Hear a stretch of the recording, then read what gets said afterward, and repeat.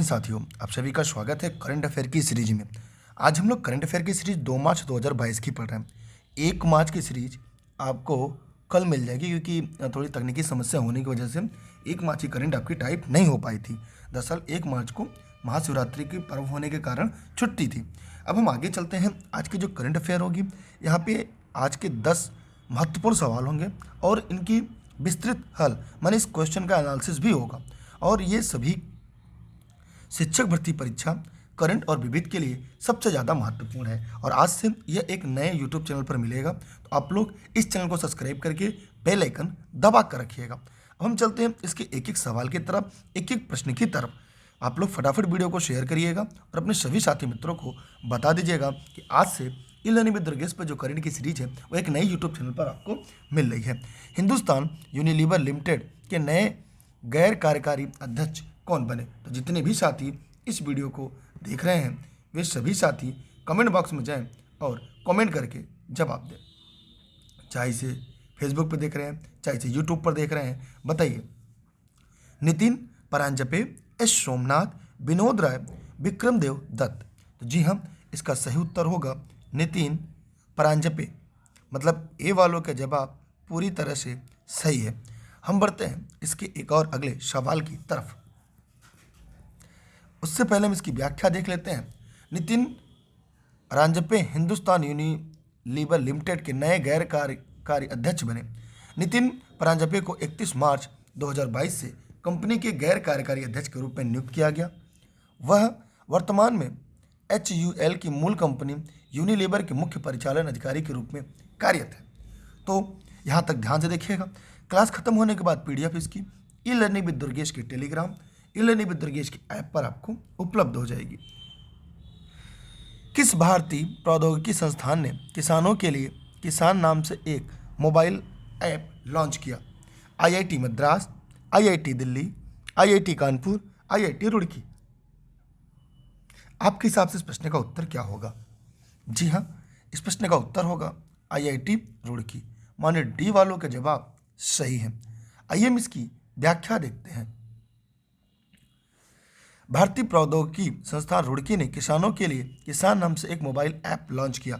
इस ऐप के माध्यम से किसानों को कृषि मौसम संबंधी परामर्श सेवाएं प्रदान की जाएंगी।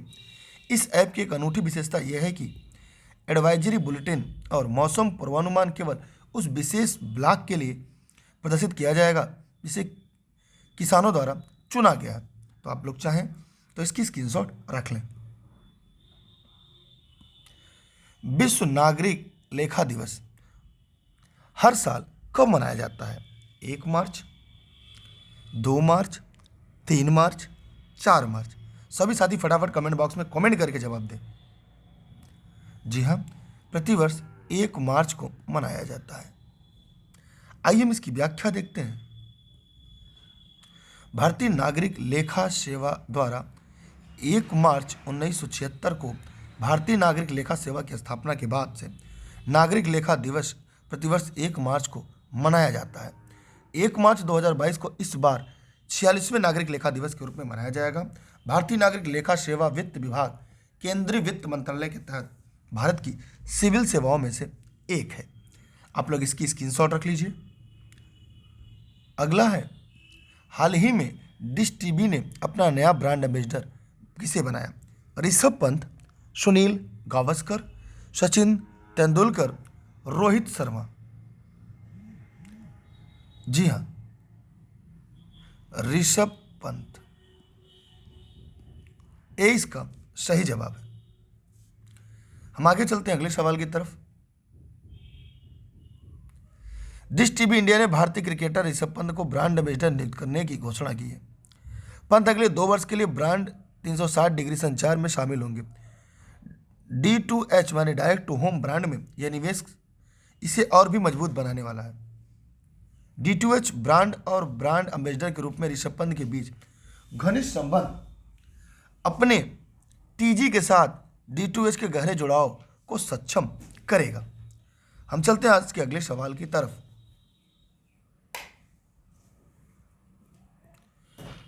अगला सवाल है, फरवरी 2022 में भारत को फ्रांस के कितने राफेल लड़ाकू विमान मिले?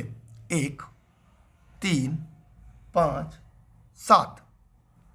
बताइए सभी लोग, ये आज का 5वां सवाल है 3। अब हम चलते हैं इसकी व्याख्या की तरफ। जेट विमानों के इस नए आगमन के साथ भारतीय वायुसेना के साथ कुल राफेल बेड़े 35 तक पहुंच गए। 36वां और अंतिम विमान मार्च अप्रैल 2022 तक फ्रांस से भारत पहुंचेगा और एक प्रशिक्षक विमान होगा। सितंबर 2016 में भारत ने 36 राफेल लड़ाकू विमानों के लिए फ्रांस के साथ 59,000 करोड़ रुपए के सौदे का आदान प्रदान किया था। अब हम चलते हैं और आगे अगले सवाल की तरफ। मूडीज ने चालू वर्ष 2022 में भारत के विकास का अनुमान 7% को संशोधित कर कितने प्रतिशत से संशोधित कर दिया? 7.2, 8.5, 9.5, 10.5। 9.5%।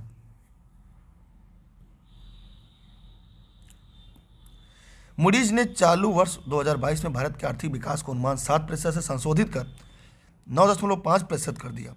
2020 के लॉकडाउन और 2021 में कोविड-19 के डेल्टा की लहर के बाद अपेक्षित सुधार से अधिक मजबूत इसे चालू वर्ष 2023 में 5.5 की वृद्धि का पूर्वानुमान भी बनाए रखा है।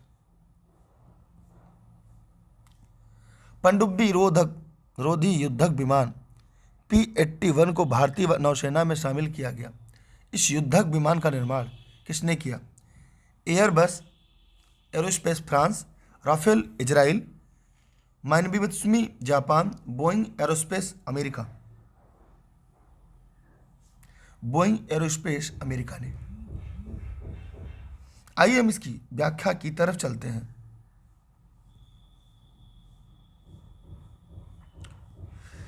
पनडुब्बी रोधी युद्धक विमान P-81 युद्धक विमान का निर्माण अमेरिका की बोइंग एरोस्पेस कंपनी ने किया। अमेरिका की बोइंग एरोस्पेस कंपनी ने से प्राप्त होने वाला यह 12वां पनडुब्बी रोधी युद्धक विमान है, जिसके लिए 2016 में अनुबंध पर हस्ताक्षर किए थे। P-81 एक लंबी दूरी का समुद्री टोही और पनडुब्बी रोधी युद्ध विमान है। ये लंबी दूरी की पनडुब्बी रोधी युद्ध, सतह विरोधी युद्ध, खुफिया निगरानी और व्यापक क्षेत्र समुद्री और तटवर्ती अभियानों के समर्थन में टोही के लिए सुसज्जित है। तो आप लोग इसकी स्क्रीनशॉट अपने पास रख लें। वैसे इसकी PDF आपको ई-लर्निंग विद दुर्गेश के टेलीग्राम से प्राप्त हो जाएगी। विश्व नागरिक सुरक्षा दिवस हर साल मनाया जाता है। 1 मार्च, 2 मार्च, 3 मार्च, 4 मार्च। 1 मार्च, ठीक है। हम आगे बढ़ते अगले सवाल की तरफ। विश्व नागरिक सुरक्षा दिवस प्रत्येक वर्ष 1 मार्च को मनाया जाता है। इसका उद्देश्य नागरिक को सुरक्षा मुहैया कराने की जिम्मेदारी है। इसका लक्ष्य है कि नागरिक सुरक्षा के जीवनधार महत्व की और ध्यान आकर्षित करना। विश्व नागरिक सुरक्षा दिवस को 1990 में अंतर्राष्ट्रीय नागरिक सुरक्षा संगठन द्वारा इसमें शामिल किया गया था। तभी से 1 मार्च को विश्व नागरिक सुरक्षा दिवस मनाया जाता है। हम बढ़ते अगले सवाल की तरफ। विश्व शून्य भेदभाव दिवस कब मनाया गया?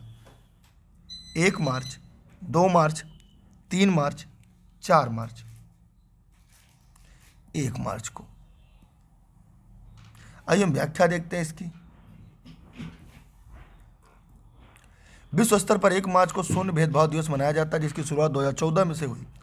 संयुक्त राष्ट्र एड्स कार्यक्रम द्वारा शून्य भेदभाव दिवस मनाया जाता है। यह दिवस महिलाओं और लड़कियों के साथ भेदभाव असमानता को चुनौती देने के लिए मनाया जाता है।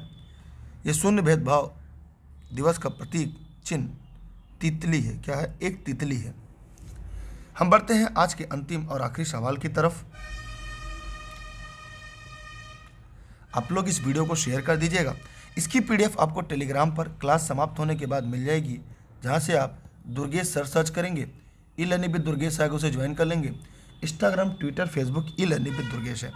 हाल ही में किस राज्य की पूर्व मुख्यमंत्री हेमानंद बिस्वाल का निधन हो गया? उड़ीसा, राजस्थान, मध्य प्रदेश, पंजाब। जवाब जरूर दीजिएगा। इस चैनल को सब्सक्राइब करके बेल आइकन दबा के रखिएगा। उड़ीसा। आइए हम इसकी व्याख्या देखते हैं।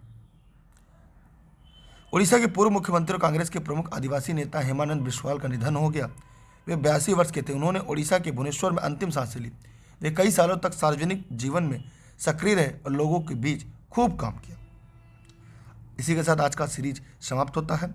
Telegram, YouTube, Facebook e learning with Durgesh है। घर बैठे सभी नोट्स आप प्राप्त कर सकते हैं, सभी क्लासेस प्राप्त कर सकते हैं इन नंबरों पर व्हाट्सएप या कॉल करके। मेरी क्लास निःशुल्क देश हित में राष्ट्रहित में आप सभी के लिए होती है। ये सभी क्लासेज जौनपुर जनपद से संचालित की जा रही हैं। आप सभी का बहुत बहुत धन्यवाद। जय हिंद, जय भारत, थैंक यू।